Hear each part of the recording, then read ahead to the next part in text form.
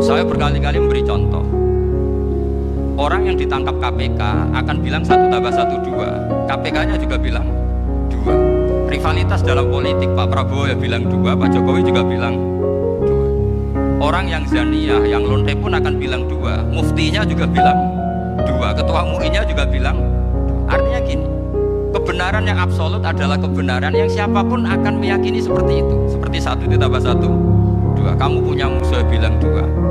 Kalau ibu-ibu ini punya maru, ya marunya bilang 2 tadi, tambah mama, nggak tahu saya terjemahnya apa tadi. Nah, kebenaran yang absolut itu kebenaran yang siapapun pasti mengakui.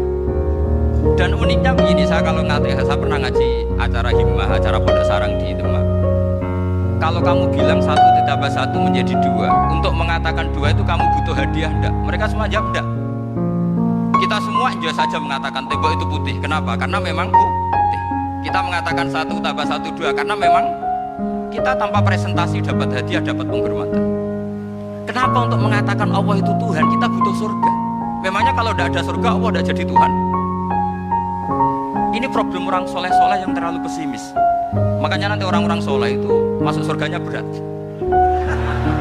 Tapi kalau orang alim lebih gampang kira-kira seperti itu. Iya, karena kan imannya lebih bagus. Dalam hadis qudsi Allah ini yang dibeli orang-orang soleh. Laulam akhluk jannatan wala naron alam akun ahlan an uto'ah. Dalam hadis qudsi itu, kalau saja saya tidak menciptakan surga dan neraka, apa saya tidak jadi Tuhan yang perlu ditaati? Apa kalau kamu tidak saya kasih uang 1 juta terus bilang 1 tambah 1 11? Enggak kan? Tetap bilang berapa? 2. Kalau kebenaran absolut yang 1 tambah 1 kamu bilang 2 meskipun tanpa mendapat hadiah. Kenapa untuk bilang Allah Tuhan kamu butuh hadiah surga? Itu kan serah ikhlas belas. Makanya saya terus mengajarkan ikhlas. Ikhlas itu bisa dilatih dengan akal, dengan pikiran, bil ilmi lah. Harus dilatih. Nah di sini ini momen atau makna yang mestinya harus difahami wa inzana bahwa kalimat ini sah meskipun dilafadzkan seorang yang pernah zina. Sama seperti 1 tambah 1 2 sah, diucapkan siapa saja sah. Dan siapapun akan mengucapkan itu secara ikhlas. Ini penting saya utarakan. Sehingga setelah ada firqah-firqah takfiri yang mengatakan orang megang keris itu syirik, ke kuburan syirik, ini syirik, itu salah besar. Salahnya adalah tadi kalimat-kalimat atau kebenaran-kebenaran absolut ini sudah jadi sibghata wa man ahsanu minallahi sibghah. Kalimat ini begitu absolut di hatinya orang mukmin. Sehingga ketika terganggu oleh hal-hal yang adat istiadat kayak pegang keris, kayak apa, ini tidak mengganggu. Tetap kualitas iman ini di atas keyakinan adat membawa apa keris.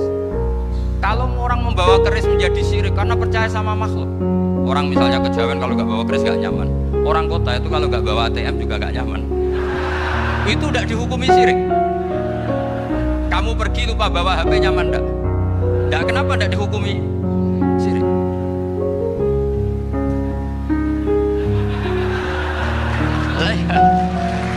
Jadi ini logika. Jadi makanya ini Gus Reza boleh kritik saya itu berkali-kali bilang saya termasuk ulama yang mau bikin gerakan cangkem elek. Karena nanti kalau saya nisbatkan ke Rasulullah itu tidak pantas, karena Nabi ahsanan nasi khalqaw wa khuluqa. Tapi saya siap jadi bempernya Rasulullah Shallallahu Alaihi Wasallam. Pernah ada diskusi di Jakarta, ini kisah nyata. Apa dalilnya setelah sholat salaman? Mana hadisnya? Itu dijawab hadisnya tentu kita kesulitan. Kalaupun ada hadisnya untuk semua yang masalah musafahat. Akhirnya mau tidak mau dijawab pakai cangkem elek.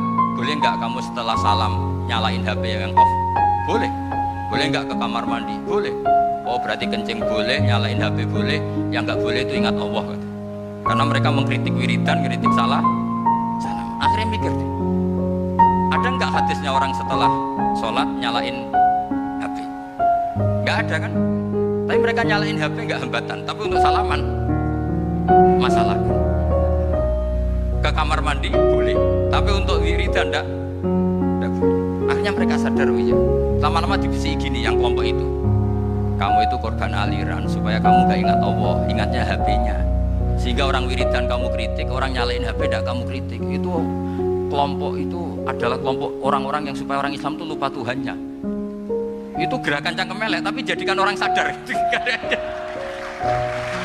Jadi ini penting. Jadi kalau kamu tidak bisa bela agama dengan jalan yang lurus karena tidak bakat gitu, nggak apa-apa pakai cangkam melek tadi, karena nggak mungkin gerakan ini dinisbatkan kepada Rasulullah Shallallahu Alaihi Wasallam. Kalau soal sanad, saya punya sekian sanad tentang itu, tapi tidak usah kamu ikuti. Ada orang tanya, ya Pak Kiai, kalau setan dibakar di neraka panasan enggak? Ya panasan. Lo kan setan dari api, ngapain harus panasan? Kan materinya sama. Kak Kiai tadi gak kesulitan, dia ngambil pasir disawurno di wajahnya. Wah sakit Kiai, kamu kan dari tanah, kena tanah kok. Jadi itu ada sekian, artinya gini ya, kalau kesulitan jawab pakai baik-baik ya sudah pakai cangkem melek itu aja kan. Tapi tentu kan gerakan ini tidak mungkin dinisbatkan kepada para nabi. Tapi saya pastikan meskipun nggak bisa dinisbatkan kepada para nabi dari segi cangkem elek tadi, tapi secara semangat itu sama. Saya punya sekian contoh. Benar Gus Riza tadi ke saya sengawur-ngawurnya itu masih punya sana. Itu pas saya ngawur pun masih punya apa? Sana. Nabi Ibrahim itu ketika faja'alahum juzatan illa kabiral lahum itu si berhala paling besar dikasih kapak. Ketika mereka geger, ini siapa yang berhala kecil? Kata mereka, sami'na fatan yadhkuruhum yuqalu lahu Ibrahim. Ya kira-kira Ibrahim lagi. Terus setelah Ibrahim didatangkan, siapa yang melakukan ini semua? Ini jawaban Nabi Ibrahim, bal fa'alahu kabiruhum hadza. Ya tanya yang bawa pedal, saya kan enggak bawa. Terus kata orang-orang, otak kamu itu di mana? Masa berhala disuruh nanya, kan enggak bisa ngomong. Ibrahim kembalikan, ufil lakum wa lima ta'buduna min dunillah. Lalu otak kamu di mana? Sudah tahu enggak bisa ngomong kok disembah gitu. Itu ada kata ufin. Ufin itu kalau diterjemah kira-kira ya agak-agak jancuk gitu. Kira-kira seperti itu. Jadi sekarang dalilnya jancuk apa sih? Pakai jubah biasa misalnya saya gimana? Jancuk itu dari daksu, tinggalkanlah suan perkara sing elek. Krono ilati wong Surabaya kakean rawon akhirnya ngomongi jancuk.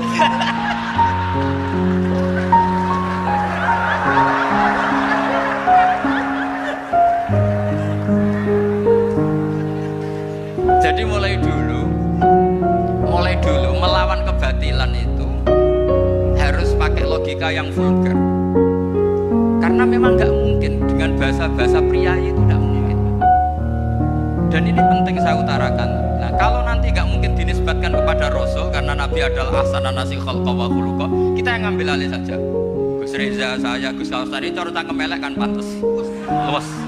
Selain bakat ya sudah natural. Karena memang itu cara kita menjelaskan kebenaran. Saya ulang lagi, itu cara kita menjelaskan apa? Kebenaran. Mau tidak mau. Saya pernah ditanya sama seseorang, Gus, beberapa nabi itu kan poligami itu bukti hipersek, karena yang tanya itu orang nasionalis yang nggak pati senang Islam. Terus tak balik tanya, perempuan itu makhluk lemah enggak? Ya lemah.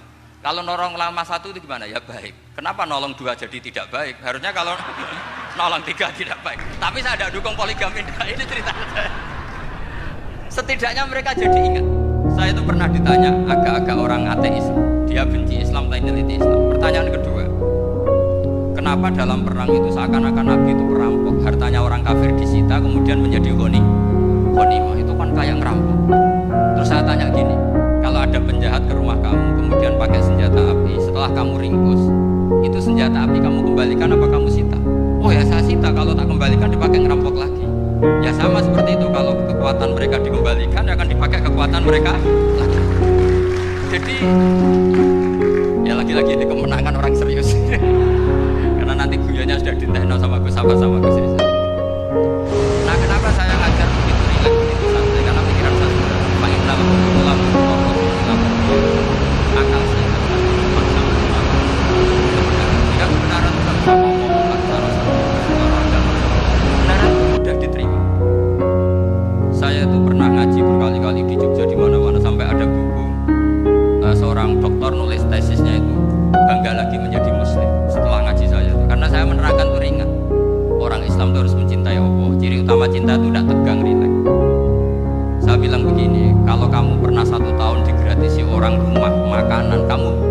kira-kira itu mudah nggak mencintai orang yang berjasa sama kamu, minjemin rumah dan kasih makan gratis?